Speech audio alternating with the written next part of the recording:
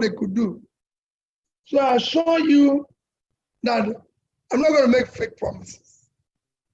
I know what is happening in the Obidient family, and we're going to work hard. We're going to work as a family.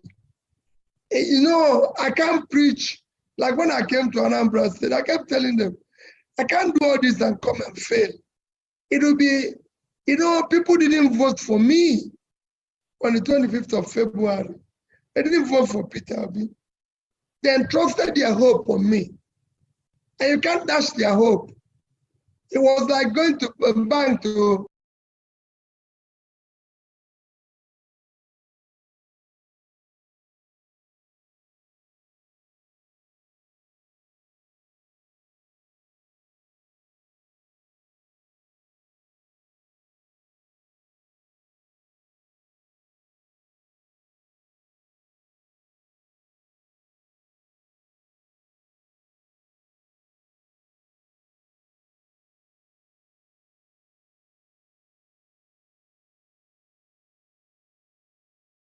as a governor, people will really need to be hearing from you. So probably when you say bi-monthly, hopefully we can really have that these spaces bi-monthly. It's going to be very, very helpful for the Obidient movement. But let me allow the remaining speakers up here to ask you questions real quick. One questions each, please.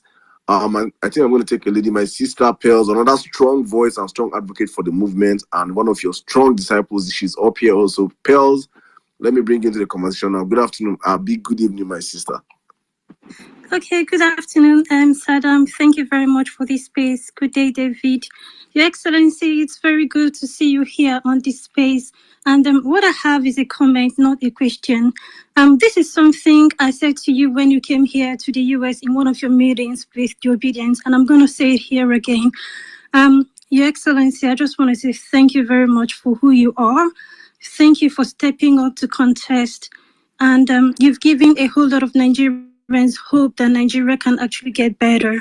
Because trust me, before you came out, sir, a lot of people had lost hope that anything good can actually come out from Nigeria. So coming out to contest gave a whole lot of people hope. Thank you very much, sir, for changing the dynamics of the Nigerian political space.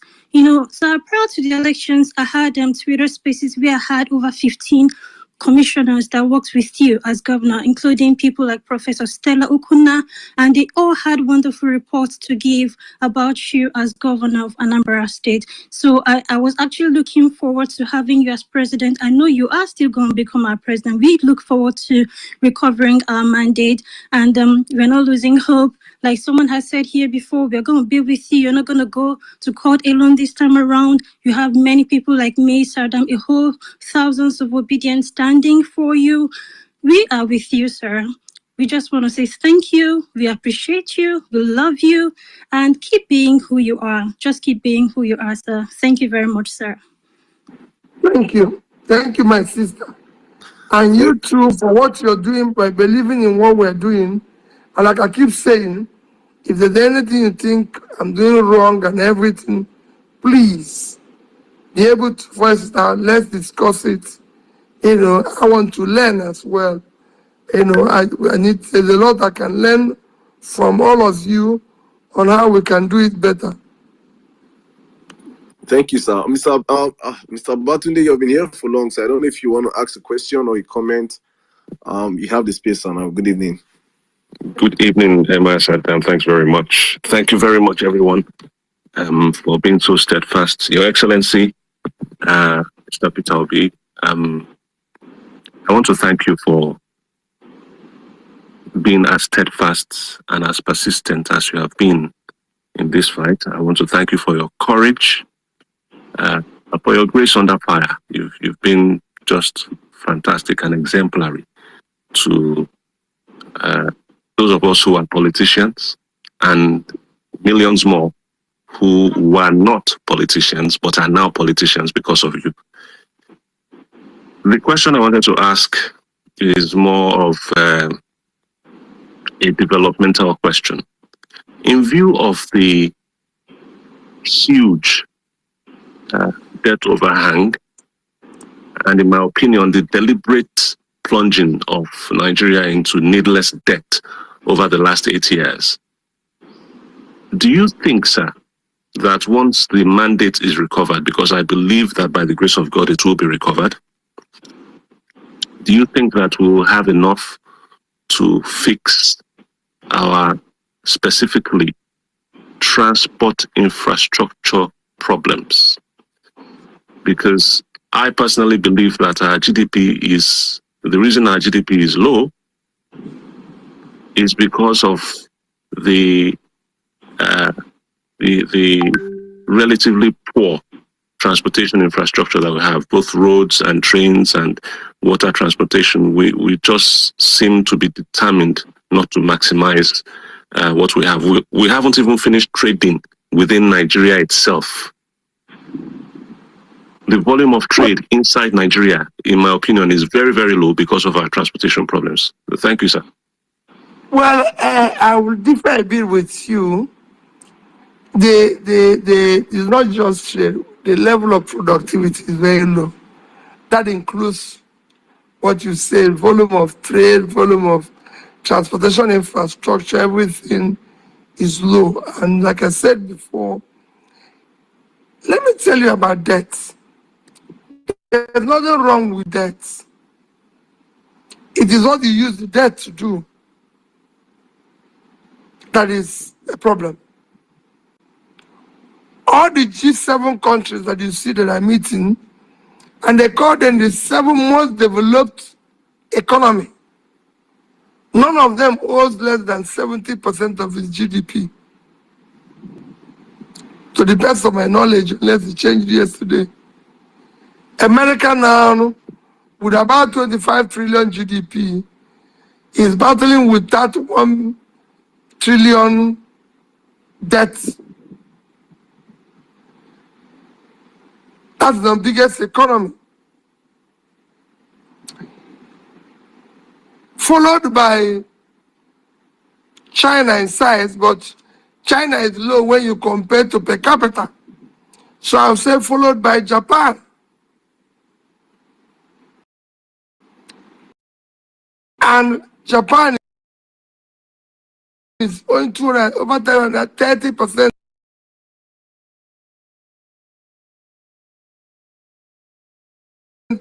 of their GDP. The difference is that the debts in these 2 countries, Germany, Britain, are invested. The people know where this money, is invested. They're invested for the benefit of the people. Ours is that it is all about consumption. When you borrow for production, you're going to get the benefit. When you borrow for consumption, you've thrown it away. And that is where the problem is. So we're almost at a debt of over nearly 40-50% of our GDP without anything to show for it. When Japan is owning over 230% of their GDP, everybody knew that this ballooned when they were trying to save their economy during the financial crisis. And today, Japan is still the highest holder of US treasuries. So they even have some invested. We don't have that. If we become productive, you start pulling people out of poverty, you generate more money, and with that, you start again reducing or managing your debt. Let me give you an example. Our debt today is about 80 trillion, which if you use the official rate, call it $200 billion, which is about 50% of our GDP. But I can tell you, if you borrow, if we're able to invest another 50 billion properly, in critical areas of development. You can have your GDP, you can have a growth of over 6%, up to 7%, which can now bring you within a short while to a GDP of 600, which will increase your per capita debt. That is down to 1,500. You take another thing, your debt has into where it is almost maybe 6% of your GDP. In fact, if you borrow 100, you are 75%. But if you increase to 600, it comes down to 50. Last 100 you borrow, you've invested it properly. If you throw money today, we can generate more money today from agriculture. It's like when people talk about this issue of rate of exchange. You can strengthen your money today by doing more exports. What drives the exchange rate? Your reserve. What drives your reserve? Export. Nigeria is a country, if you use 2021, because 2022 we are still looking at the numbers. In 2021, our export was 18.9 trillion, which at 650 is under $30 billion. When a country like Vietnam, within the same year, exported over $350 billion, our own is including oil. Vietnam own is 90% manufactured goods. Vietnam, 100 million people living on 1/3 of our land, because they live on 331,000 square kilometers and we live on 920-something thousand. So they have 1/3 of our land, half of our population, and their export is over 10 times ours. If Nigeria today can double its export alone, you will increase our reserve, bring down our rate of exchange, and if you continue investment in critical areas, our GDP will grow, your per capita income will grow, you pull more people out of poverty, you earn more revenue, because one of the problem of government today is revenue mismatch. You can't earn more revenue when millions of people are in poverty. The more you pull people out of poverty, the more you increase productivity, the more you get more revenue to do government job instead of borrowing. And if you continue to invest in the right direction, the more you continue to turn around the country. And that's what we're doing. So that's why I plead with you. Do not be bothered. Don't lose hope about what is going to happen within the week or anything. Let us remain law-abiding, remain peaceful, watch what is happening. People will try to do it. And I'm not saying that those who are going to come in are not going to do the right things, the wrong things. But remember what I said. The process through which people arrive into office, for me, is somewhat fundamental. Somebody can go to exam, do exam malpractice, copy pass, come out of school, and become the best entrepreneur, become the best of become the best of everything. For me, let's get the right things right. Let's get things right. Because that's what the children, that's what the young ones are going to look at. We now have people in primary school and secondary school belonging to cults. Belonging to cults. That is unbelievable in our country.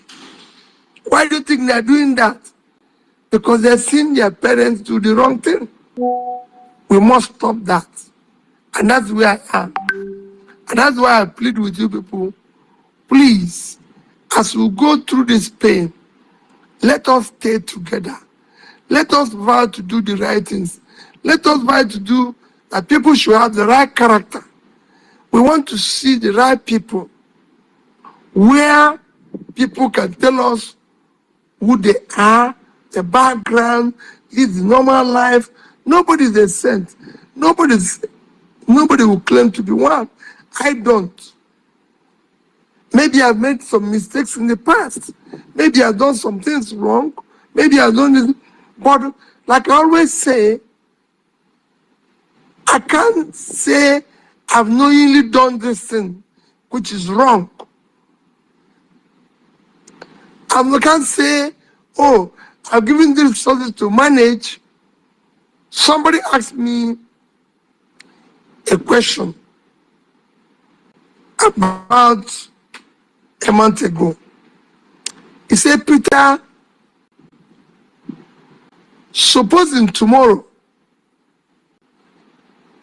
we found out there's a place you stole 10 billion of Anambra money. And I said to him, you will never find out. He said, I said, you will never find out. He said, supposing we found where you stole 5 billion. I said, you will never find out.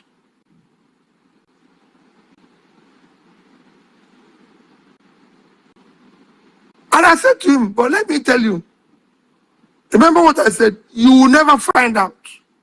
You will never find out. But I told him, I said, let me tell you the difference between me and some other people. Assuming I decided to keep $150 million, which I left behind, and I decided to settle myself with 15, I left 150, 135 million. I told him, I said, after all, the law they wanted me to pass, they were to build a house for me in Oka, my village, or Abuja, or 3 places I wanted. And that from what the law says, each of those that would have cost Anambra State about $500 million then. So they would have used about 1.5 billion, build 3 houses for me, buy me cars, everything was to cost Anambra when I was living 2.5 billion.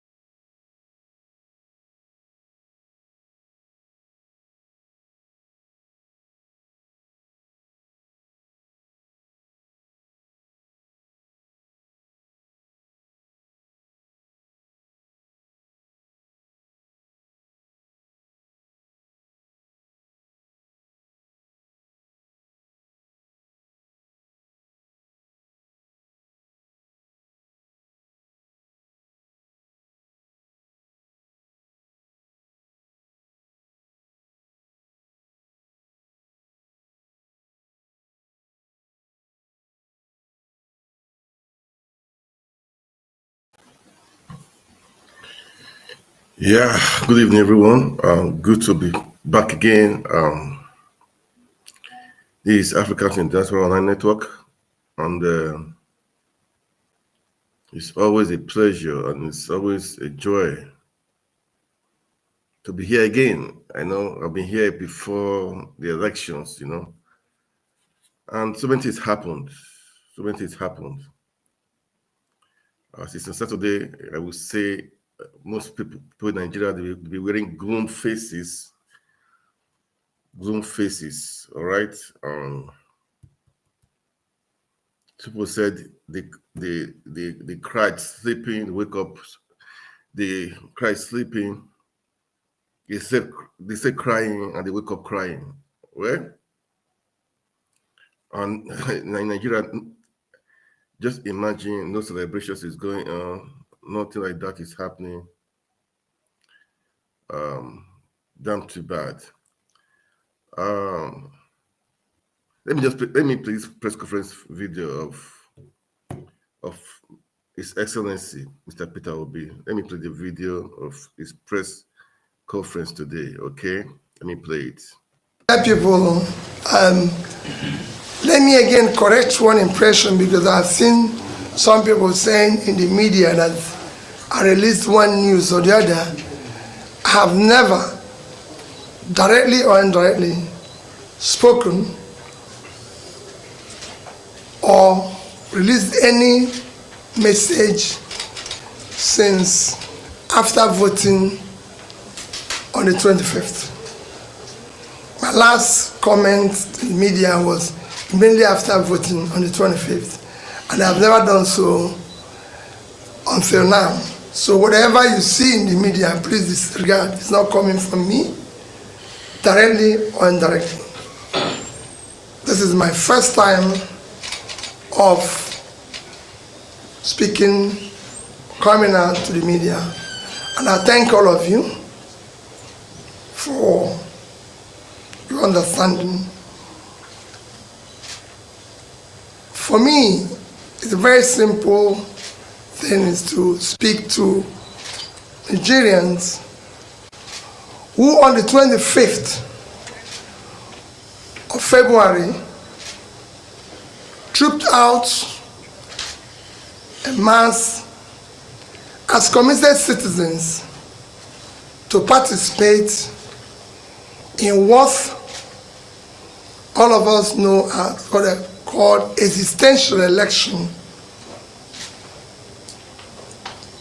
for supposedly free, fair, credible, presidential, and National Assembly election.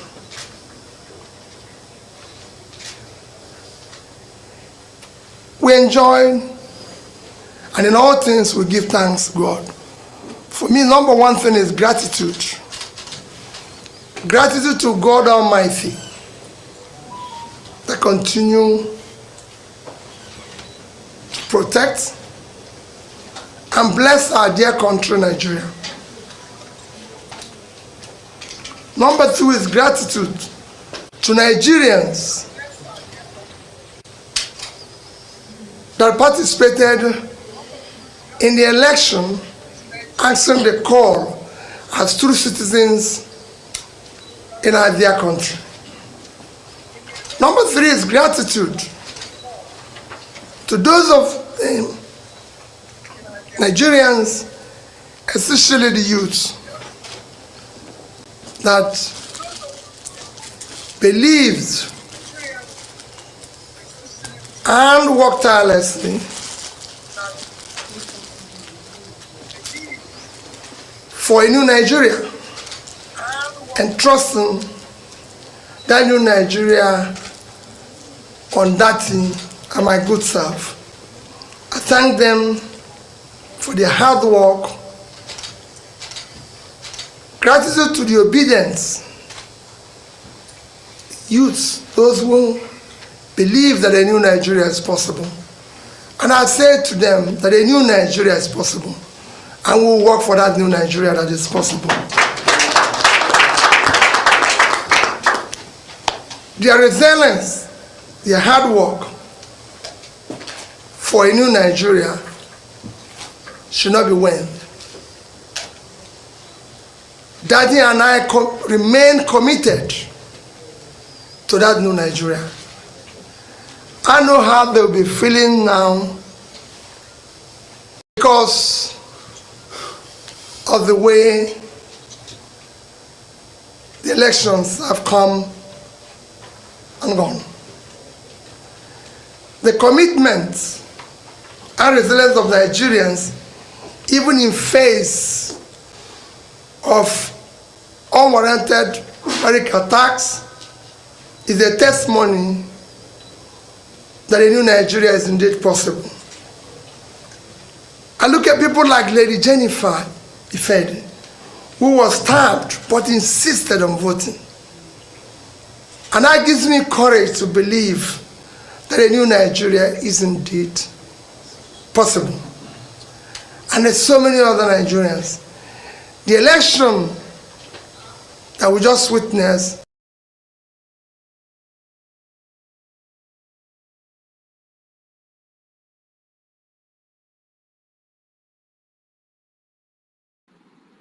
and I could have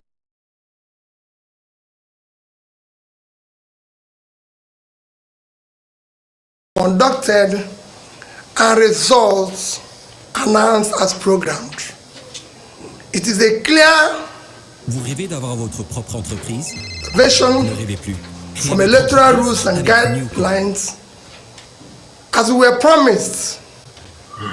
If you do have any parting word, This election did not meet the minimum standard expected of a free, transparent, credible, fair election. It will go down as one of the most controversial elections ever conducted in Nigeria. The good and hardworking people of Nigeria have again been robbed by our supposed leaders whom they trusted. Yeah, so filming this both on YouTube, However, Twitter Spaces, and let me also humbly here and on most Zoom. And so we're respectfully also appeal trying to all get Nigerians to and- remain and peaceful, get it on. It's been a law-abiding, product of hassles. and conduct People have been themselves coming in that in most responsible manner. Please be assured that Dati and I, and indeed all of us, this is not the end, but the beginning of the journey for a birth of new Nigeria. have been coming in that they're nothing with us and all of that. Appeal, are you Dati on Mohammed and Twitter I Space now? remain absolutely undaunted and deeply committed to the project of a new Nigeria that will be built on honesty, transparency, fairness, justice, equity. All the above starts with the Okay, so process. let's just take the moment. I'm sure The process through which people come into everyone office please, so be patient. Let's continue. It's to be far more patient, fundamental. because we're trying to do this on different platforms and Yeah, doctors good evening, technology, the way everyone. it is, Good to be sometimes it can back be again. hazard. So